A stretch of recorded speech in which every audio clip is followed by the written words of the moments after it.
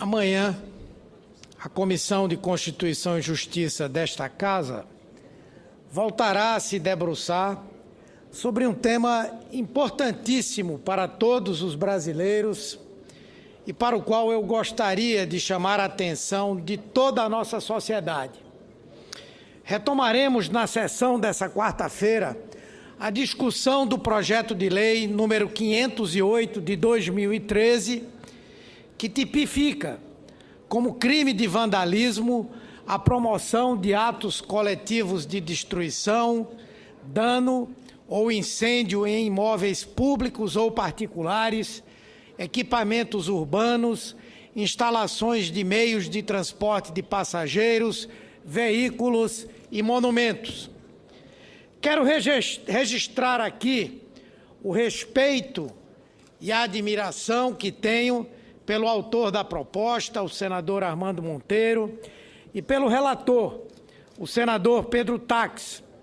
Mas não posso deixar de me manifestar como divergente do espírito, dos fundamentos e da redação dessa matéria.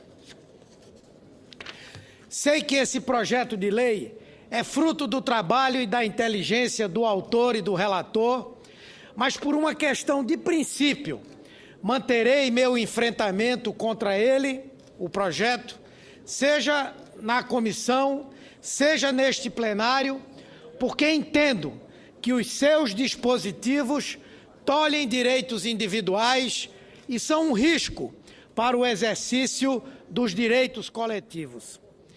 Ele nasceu da nossa consternação e da nossa indignação com os episódios de violência ocorridos no contexto das manifestações acontecidas em todo o país a partir do segundo semestre do ano passado. No mais trágico desses episódios, assistimos à morte do repórter cinematográfico da Band, Santiago Andrade, atingido enquanto trabalhava na cobertura de um protesto por um rojão criminosamente lançado por alguns indivíduos. Obviamente, essas cenas chocaram todos os brasileiros, em razão da completa desconexão entre a essência legítima das manifestações e o envolvimento deletério de gente que se misturou aos eventos com a única finalidade de praticar atos criminosos. No entanto, não é razoável que nós, legisladores, sob um clima de forte comoção social, como o que se instalou no país após esses atos, tentemos dar uma resposta assodada à população, por meio da qual solaparemos direitos constitucionais invioláveis, como o direito à reunião e à associação e o direito à livre manifestação do pensamento. Ou seja, a pretexto de punirmos os atos criminosos de alguns indivíduos, não podemos aceitar investir contra os direitos e as garantias fundamentais das coletividades. O Brasil não pode retroceder. Assim como não queremos o retrocesso político, também não podemos permitir que o Brasil passe por um retrocesso legal e democrático. Essa mordaça a qual estamos submetidos, estávamos submetidos há apenas 30 anos atrás, ainda está muito viva na nossa memória para nos lembrar todos os dias de que esse é um tempo que não queremos que volte mais.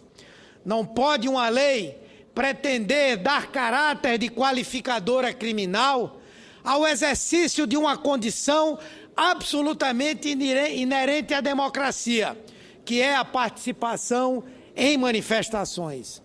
A reunião de pessoas, de acordo com o que já é previsto e regulado nas nossas leis, não pode ser vista de maneira diferente de outros atos que nos são próprios e rotineiros e não pode ser considerada um fato anômalo e atípico, que mereça controle adicional e superveniente. Esse é o exercício de um direito que cabe a todo cidadão, e somente isso já deveria bastar. De maneira que tentar associar diretamente o crime de vandalismo às manifestações é um imenso risco à democracia. Há aí muitas lacunas no tipo penal, das quais autoridades do Estado podem se valer para criminalizar e punir arbitrariamente movimentos sociais. Com isso, eu não posso concordar. Está extremamente aberta, por exemplo, a caracterização do encontro de pessoas. Elas podem ser manifestações imensas, mas também podem ser a comemoração de um simples aniversário em um restaurante. Então, somente pelo fato de ser uma concentração de pessoas, isso autoriza o Estado a aumentar sensivelmente as penas previstas no Código Penal para os crimes que especifica e que possam ocorrer nesses locais. Uma pessoa mascarada numa festa de carnaval deve automaticamente ter sua pena aumentada. Por isso, se for denunciada em razão de uma confusão que resultou em prejuízo ao patrimônio do clube onde ocorria a festa, se um enfrentamento ou danos ao patrimônio público e privado acabarem ocorrendo em meio a um grande protesto, isso pode ser justificativa para o Estado agravar a pena daqueles que julga envolvidos.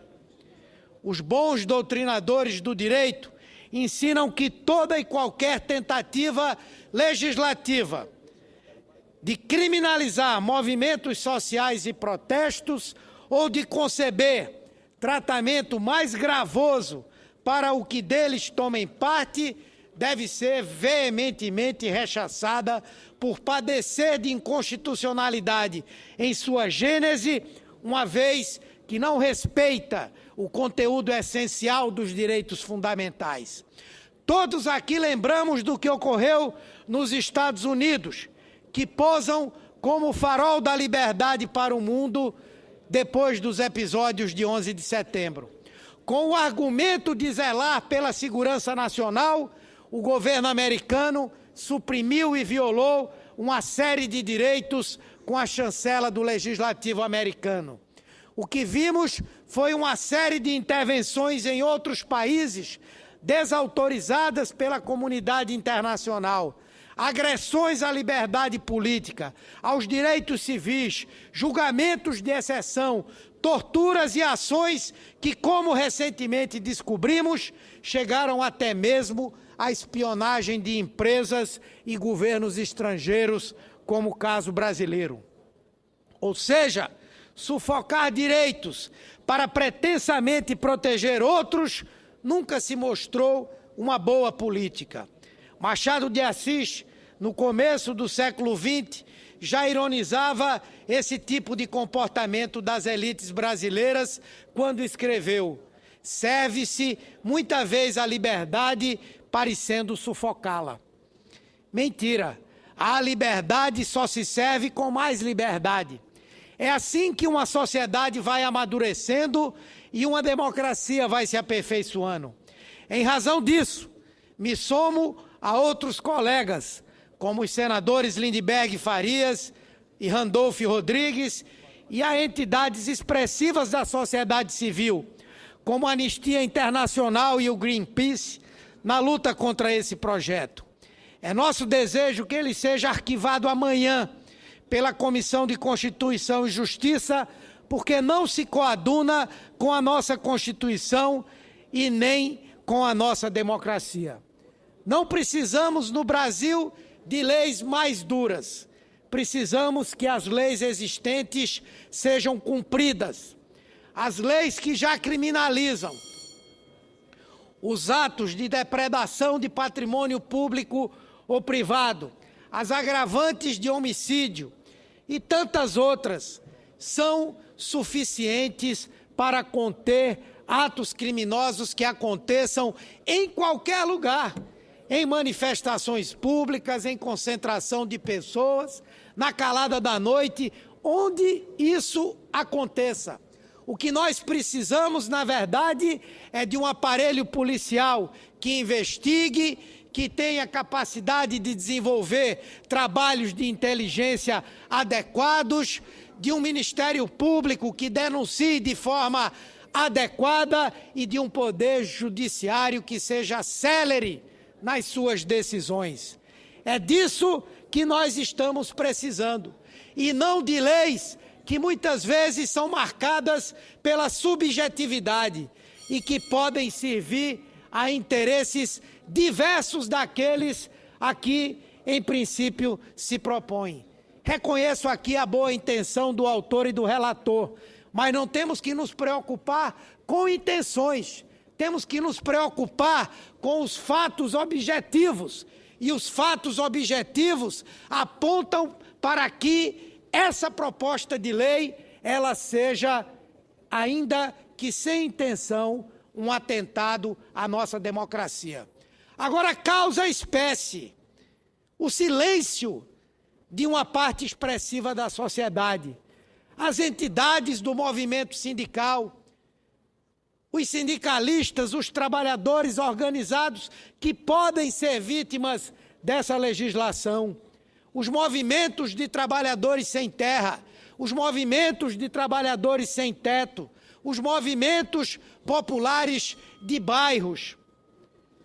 Uma lei como essa pode tranquilamente ser aplicada aos movimentos de ocupações de terrenos vazios, às desocupações promovidas pela polícia a partir de indicativos judiciais.